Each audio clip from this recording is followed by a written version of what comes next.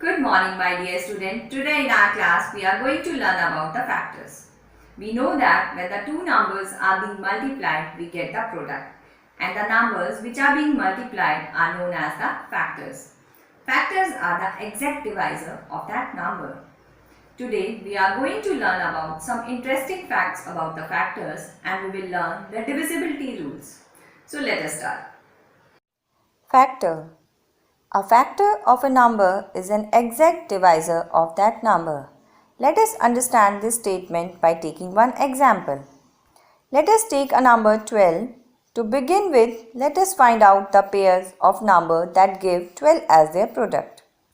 Here, 1 times 12 is 12, 2 times 6 is 12, 3 times 4 is 12. So we get 3 pairs of numbers which give us the product 12. No other pair of numbers when multiplied will give the product 12. Now let us take each pair of numbers separately and understand what it means. Here the first pair is 1 times 12 is 12. When we divide 12 by 1, we get the quotient as 12. And when 12 is divided by 12, we get the quotient as 1. In both the cases, remainder is 0, so it means 12 is divisible by 1 and 12. Without leaving any remainder, second pair is 2 times 6 is 12. When 12 is divided by 6, we get the quotient as 2, and when 12 is divided by 2, we get the quotient as 6. In both the case, remainder is 0. So it means 12 is divisible by 2 and 6 without leaving any remainder. Third pair is 3 times 4 is 12. When 12 is divided by 4, we get the quotient as 3. And when 12 is divided by 3, we get the quotient as 4. In both the case, remainder is 0, so it means 12 is divisible by 3 and 4 completely without leaving any remainder. From 3 pairs of number, it is clear that 12 is divisible by 1, 2, 3, 4, 6 and 12. So we can say that the number 1, 2, 3, 4, 6 and 12 are the factors of 12. Hence, we can define factor of a number as a number which exactly divides the given number, or we can say factors are the numbers you can multiply to get the given numbers. Now let us look at certain points which we need to understand related to a factor with the help of examples. First one is a factor of every number. For example, 1 multiplied with 6 is equals to 6. So 1 multiplied with any number gives the number itself. Second one, 8 divided by 1 is equals to 8. So any number divided by 1 gives the number itself. So hence we can say 1 is a factor of every number. Second one, every number is a factor of itself. For example, 6 multiplied with 1 gives 6. Any number multiplied with 1 gives the number itself. 8 divided by 8 is equals to 1. So any number divided by itself gives the number 1. Hence we can say every number is a factor of itself. Third, the factor of a number is always less than or equal to the numbers. For example, factors of 12 are 1, 2, 3, 4, 6 and 12.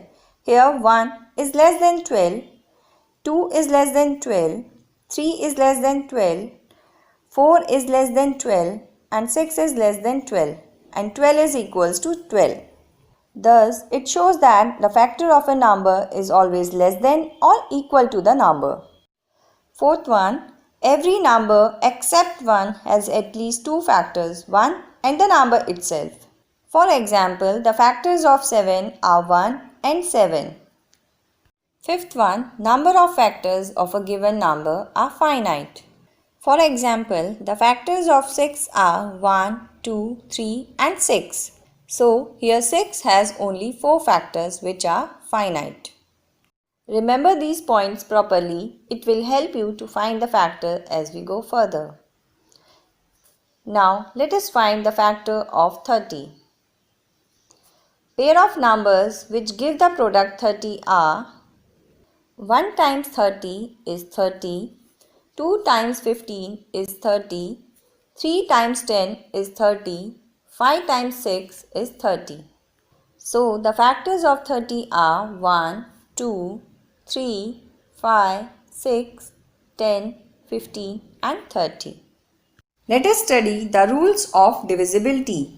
First rule is divisibility by 2. If the number is even, that is, it ends in 2, 4, 6, 8 or 0, we say that the given number is divisible by 2. For example, 26. The number 26 ends in 6, thus it is divisible by 2. Next rule is divisibility by 3. If the sum of the digits of the number is divisible by 3, we say that the given number is divisible by 3. For example, 384. When we add up all the digits, that is 3 plus 8 plus 4, we get the sum as 15. And we know that the 15 is divisible by 3. So we can say 384 is divisible by 3. Next is divisibility by 4. If the number formed by the last two digits of the given number is divisible by 4, we say that the given number is divisible by 4. For example, 164. Its last two digits form the number 64, which is divisible by 4.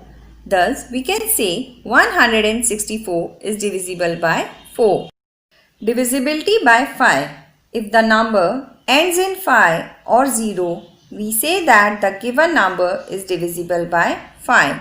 For example, 525 ends in 5, thus it is divisible by 5. And the number 330 ends with 0, so it is also divisible by 5. Next is divisibility by 6. If the number is divisible by both 2 and 3, we say that the given number is divisible by 6. For example, 408. If 408 is divisible by 2 and 3 both, so 408 will be divisible by 6 also. So let us check the divisibility by 2. 408 ends in 8, so 408 is divisible by 2. When we add up all the digits, that is 4 plus 0 plus 8, we get 12. And we know 12 is divisible by 3, so 408 is divisible by 3. So we can say 408 is also divisible by 6. Next is divisibility by 7. Double the digit in the ones place and subtract from the number formed by the remaining digits. If the difference is divisible by 7, then the number is also divisible by 7. Let us take an example, 14,098. We double the digit in the ones place. So 8 times 2 is 16 and we subtract it from the remaining digits. So after subtracting 16 from 1409, we get 1393. 1393 is divisible by 7, so we can say the number 14,098 is divisible by 7. Next is divisibility by 8. If the number formed by the last three digits of the given number is divisible by 8, we say that the given number is divisible by 8. For example, 53,888. Its last three digits form the number 888, which is divisible by 8. Thus, 53,888 is divisible by 8. Next is divisibility by 9. If the sum of the digit of the number is divisible by 9, we say that the given number is divisible by 9.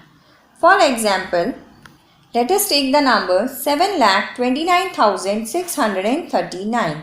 Here, on adding the digits 7 plus 2 plus 9 plus 6 plus 3 plus 9, we get the sum as 36, which is divisible by 9.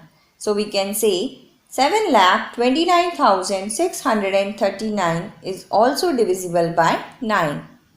Next is divisibility by 10. If the number ends in 0, we say that the given number is divisible by 10.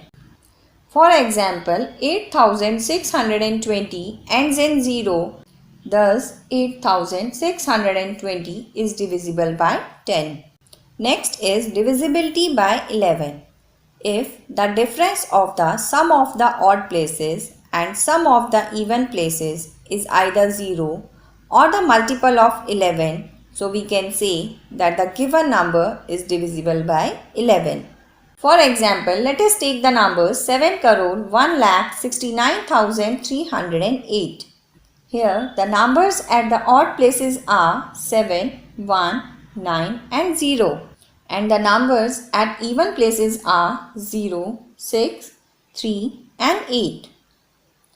Find the sum of the odd places and the even places.